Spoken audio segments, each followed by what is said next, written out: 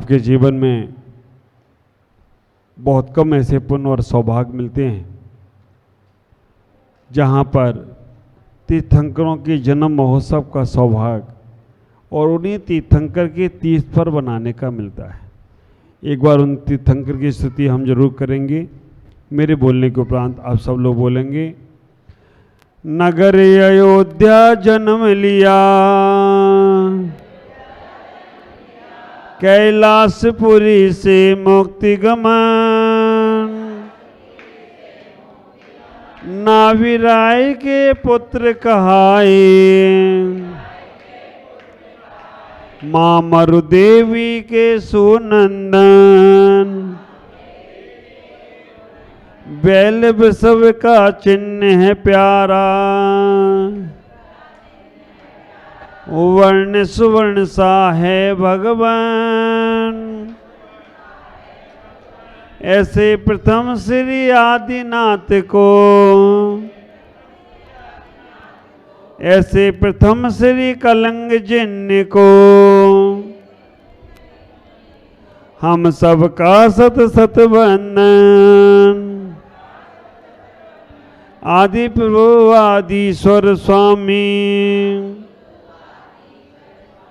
आदिनाथ कहलाते हैं। असीम मसीह का ज्ञान दे, प्रजा पालक बन जाते हैं। कुरीतियों को ध्वस्त किया, धर्म ध्वजा फहराते हैं। ऐसे उदयगिरी खंडगिरी के आदि प्रभु को हम सब अर्घ चढ़ाते हैं, हम सब अर्घ चढ़ाते हैं, हम सब अर्घ चढ़ाते हैं। आज हमारे पास ऐसे तीर्थंकर आदिनाथ भगवान हैं जिन्होंने इस सृष्टि का सृजन तो नहीं किया, क्योंकि जैन धर्म सृष्टि का कर्ता किसी को नहीं मानता है। हिंदू संप्रदाय में सृष्टि का कर्ता ब्रह्मा को माना जाता है, लेकिन अगर देखा जाए तो जैन धर्म में आदि प्रभु हैं जो सृष्टि के कर्ता तो नहीं है, लेकिन सृष्टि का संचालन करने वाले।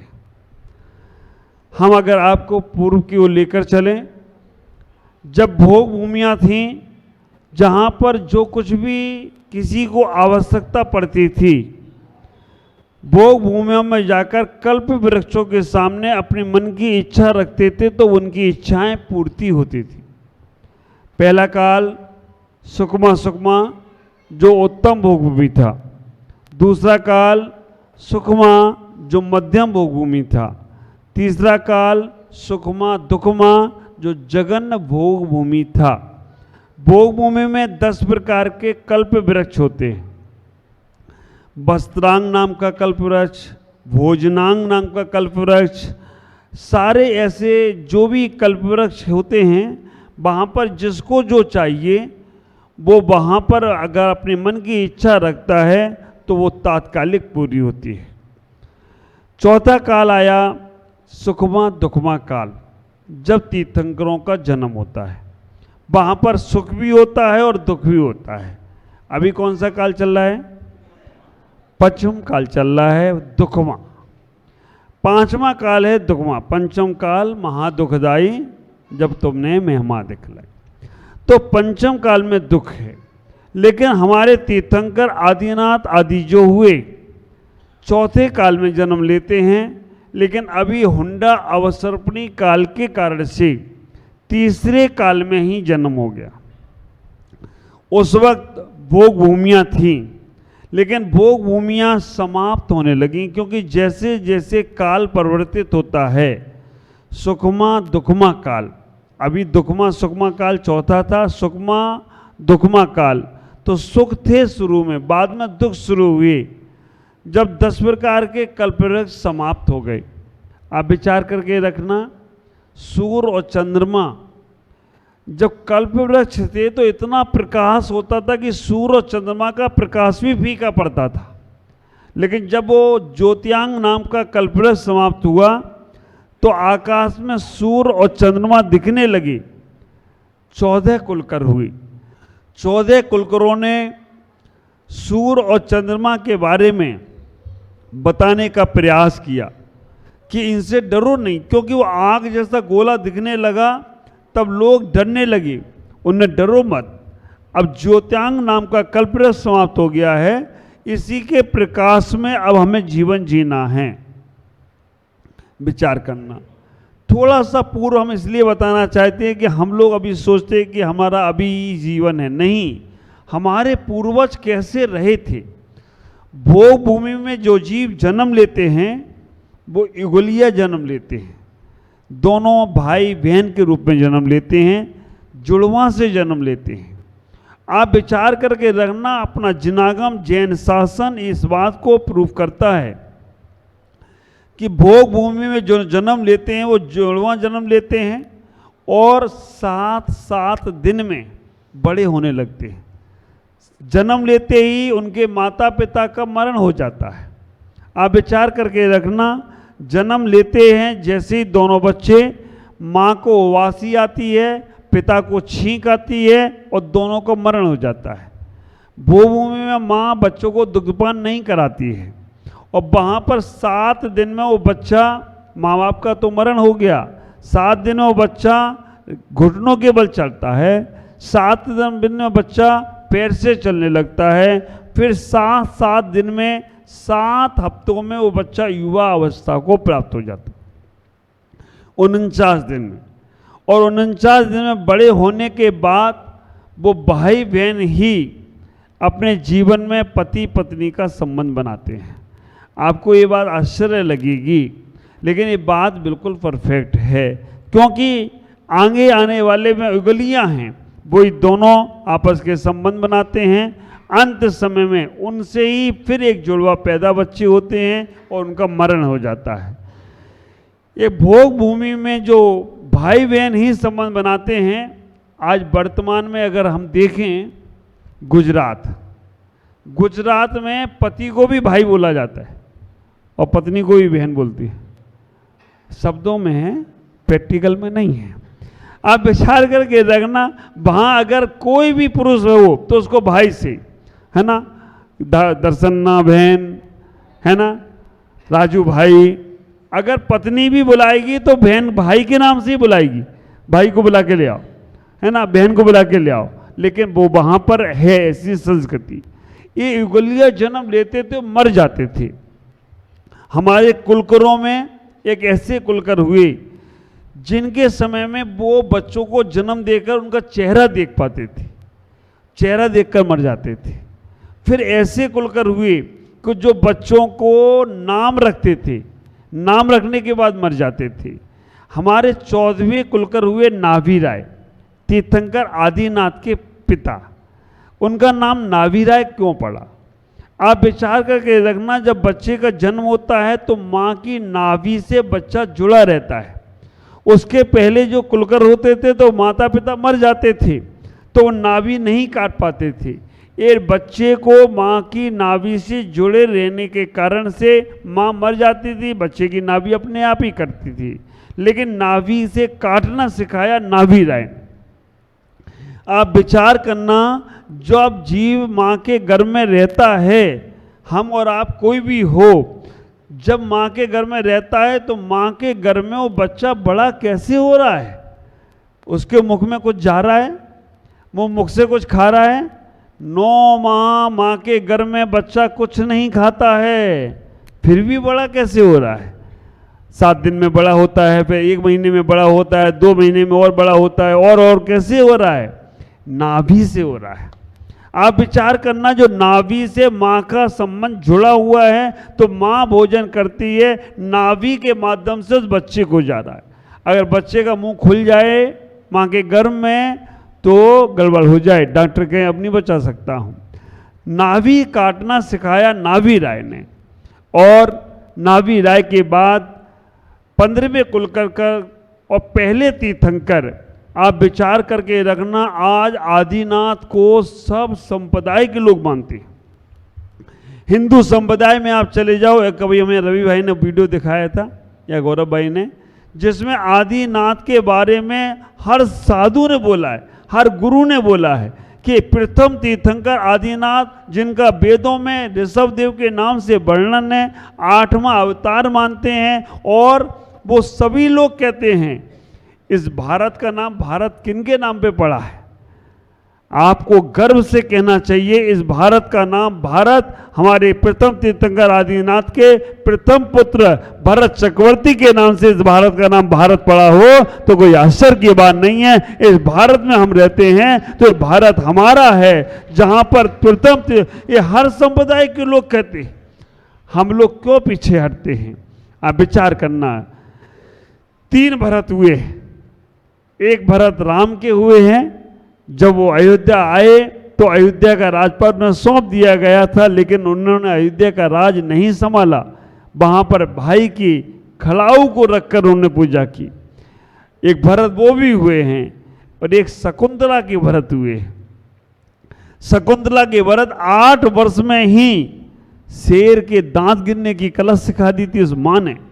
और तीसरे पहले भरत हमारे भरत चक्रवर्ती हुए। आप विचार करना, आदिनाथ भगवान जब इस सृष्टि पे आए, चारों तरफ त्राही त्राही मचने लगी, क्योंकि उस समय सारे के सारे कल्प वृक्ष समाप्त हो गई।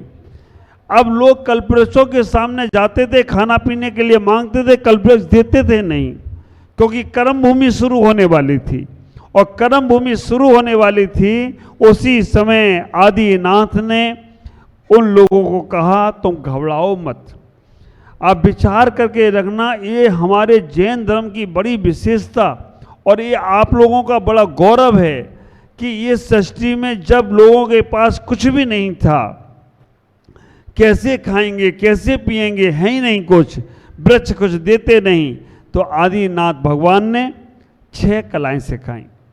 असी, मसी, शिल्प, कला, वाणिज्य। आप विचार करके रखना, ये असी, मसी, शिल्प, कला, वाणिज्य आदि जो 6 कलाएं हैं, ये हमारे तीर्थंकर आदिनाथ ने सिखाई।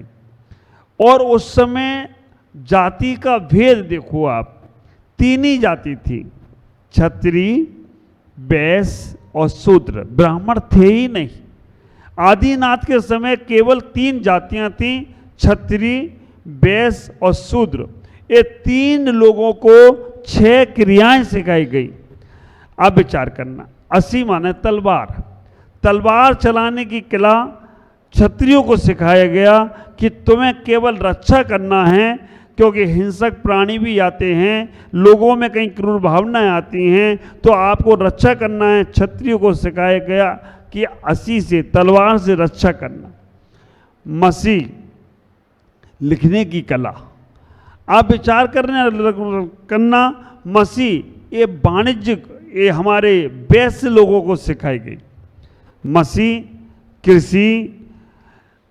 कृषि ये वाणिज्य व्यापार वैश्य लोगों को सिखाया गया। शिल्प कला ये शूद्र लोगों को सिखाया गया। 3 ही जातियां थी और इन तीनों जातियों में 6 क्रियाएं सिखाई गई और आज उसी से पूरा विश्व चल रहा है। भरत चक्रवर्ती ने उन लोगों की प्रवृत्ति को समझने के लिए कि इनमें कौन वृत्ति त्यागी हो सकता है, कौन अहिंसा धर्म का पालन कर सकता है, भरत चक्रवर्ती ने एक दिन अपने घर में दावत रखी और दावत के समय उन्होंने परीक्षा के लिए चारों तरफ घास फूल पानी पौधे चारों तरफ डाल दिए, कुछ रास्ता साफ रखा। जिन लोगों को ये विवेक नहीं था कि घास में भी जीव हैं, गीले पानी में भी जीव हो सकते हैं, वो लोग घास पर भी चलकर आ गए, पानी में भी चलकर आ गए और जीवों पे हिंसा का भाव भी कर आ गए।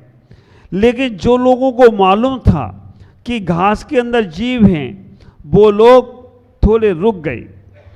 जब भरत चक्रवर्ती ने पूछा कि आप क्यों नहीं आ रहे हो, तब उन्होंने कहा कि नहीं, हमें ऐसा आपके पिता आदि कुमार ने समझाया है ऐसा आदिनाथ ने संदेश दिया है कि इन पेड़ पौधों में भी जीव होता है, इन पे पैर नहीं रखना चाहिए, इसलिए मैं इनकी हिंसा करके नहीं आ सकता हूं। उसी वक्त भरत चक्रवर्ती ने एक वर्ण की स्थापना करी, वो वर्ण था ब्राह्मण वर्ण। भरत चक्रवर्ती के द्वारा व्यवस्था बनाई गई और उनको वृत्ति त्यागी का सपना दिया गया कि आप वृत्ति हो, त्यागी हो, अहिंसक हो, आप ब्राह्मण हो। तो मैं आपसे इतना ही कहूँगा कि हम यहाँ पर साधु संतों के चातुर्मास कराएं।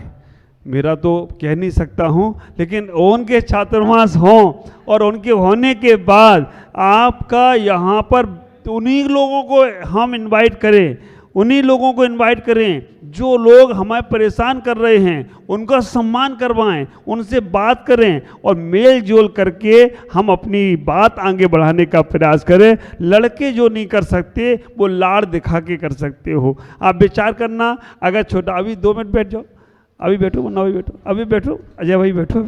अब विचार करना, हमें अपने छोटे बच्चे का दिल जीतना है ना। वो कहता है दादाजी बनो घोड़ा, और घोड़ा बनकर दादाजी छोटे बच्चे का दिल जीत लेते हो, तो कोई आश्चर्य की बात नहीं। दादाजी हम लड़ेंगे आपसे, आपसे वो पोता लड़ता है, कौन जीतता है? आप जीतते हो या पोता जीतता है? पोता जीतता है। आपको मालूम है पोते को ही जिताना है, क्योंकि पोते को जिता के हम जीते माने जाएंगे। इसलिए हमें उन लोगों की तरफ ज़्यादा दिमाग लगाना ही नहीं है, हमें अपनी बात आगे करना है। तो हमें इतना ही क्या करना, किसी ने कहा है बने रहो पगला, काम करेगा अगला। तुम तो पगला बनकर काम करो अपना, और इतना हमें मालूम ही नहीं है। अपने धीमे धीमे आगे बढ़ते जाओ और उनको सम्मान देते जाओ और काम अपना कराते जाओ। ऐसे ही हमें कभी कभी लोला बनकर झोला भरना पड़ता है, कभी कभी बुद्धू बनकर काम करना पड़ता है। होशियार व्यक्ति आदमी बेकार में जाता है, तो इसलिए ज़्यादा होशियारी की जरूरत ही नहीं है। हमें अपना काम कैसे सिद्ध करना, लड़के नहीं हो सकता है, समर्पण भाव से होगा और धीमे धीमे आगे बढ़ेंगे तो ही कार्य होगा। आज इतना ही, मैं अपनी वाणी को विराम दूंगा। ओम नमः, जय गुरुदेव।